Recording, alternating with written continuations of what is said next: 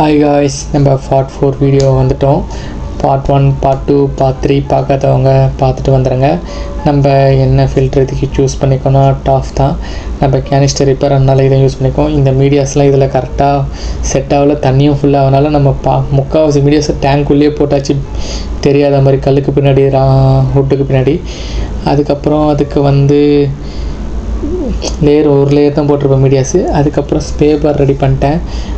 நல்லா ஃப்ரண்ட்டு அந்த மொனை மாதிரியும் ஃபுல்லாக ஹீட் பண்ணி போட்டுட்டேன், செட் பண்ணிவிட்டேன். எப்படி ஒர்க் ஆகுதுன்னு காட்டுற பாருங்கள். அந்த ஹோல்ஸ் நல்லா தெரியுது உங்களுக்கு, நான் இப்போ காட்டுறேன் பாருங்கள். இது ஒர்க் ஆகுதா பார்க்குறதுக்காக இங்கே வச்சு செக் பண்ணேன், நல்லாவே ஒர்க் ஆச்சு. அதுக்கப்புறம் பின்னாடி மணி பிளான்ட் அதை வச்சுருவேன்.